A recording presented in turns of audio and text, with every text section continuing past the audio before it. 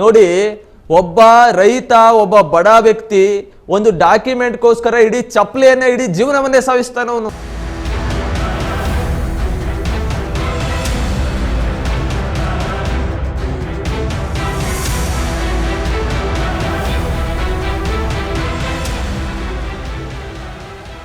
ಏನು ಅಮ್ಮಮ್ಮ ಅಂದ್ರೆ 1 ಅವರ್ ಕೆಲಸ, ಅದು 1 ಗಂಟೆ ಅಷ್ಟೇ.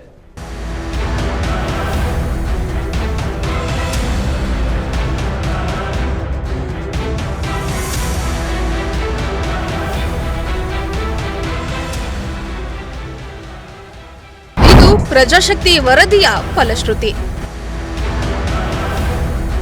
ಹಳೆ ಕಚೇರಿಯಲ್ಲಿದ್ದ ಕಡತಗಳ ರಕ್ಷಣೆ.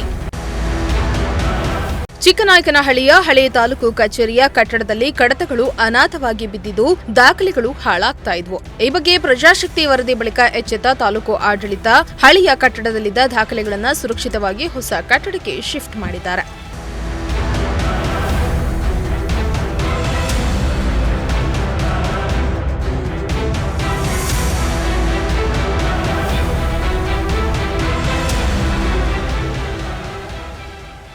ಕೋಟ್ಯಾಂತರ ರೂಪಾಯಿ ವೆಚ್ಚದಲ್ಲಿ ಚಿಕ್ಕನಾಯಕನಹಳ್ಳಿಯಲ್ಲಿ ಹೊಸದಾಗಿ ತಾಲೂಕು ಆಡಳಿತ ಸೌಧವನ್ನ ನಿರ್ಮಾಣ ಮಾಡಲಾಗಿತ್ತು. ಆದರೆ ಹಳೆಯ ಕಟ್ಟಡದ ಬೀರೂನಲ್ಲೇ ಇದ್ದ ಕಡತಗಳು ಮಾತ್ರ ಅನಾಥವಾಗಿ ಬಿದ್ದಿದ್ದು ಸಾರ್ವಜನಿಕರ ದಾಖಲೆಗಳಿಗೆ ರಕ್ಷಣೆಯೇ ಇಲ್ಲದಂತಾಗಿತ್ತು. ಈ ಬಗ್ಗೆ ನಿಮ್ಮ ಪ್ರಜಾಶಕ್ತಿ ಟಿವಿ ವರದಿ ಮಾಡಿದ 1 ದಿನದ ಒಳಗೆ ಕಚೇರಿಯಲ್ಲಿದ್ದ ಕಡತಗಳನ್ನ ಸಿಬ್ಬಂದಿ ಕ್ಲೀನ್ ಮಾಡಿ ಹೊಸ ಕಟ್ಟಡಕ್ಕೆ ಶಿಫ್ಟ್ ಮಾಡ್ತಿದ್ದಾರೆ. ಇದು ಪ್ರಜಾಶಕ್ತಿ ಟಿವಿಯ ಫಲಶ್ರುತಿಯಾಗಿದ್ದು ಸಾರ್ವಜನಿಕರು ಪ್ರಜಾಶಕ್ತಿಗೆ ಅಭಿನಂದನೆಯನ್ನ ಸಲ್ಲಿಸಿದ್ರು.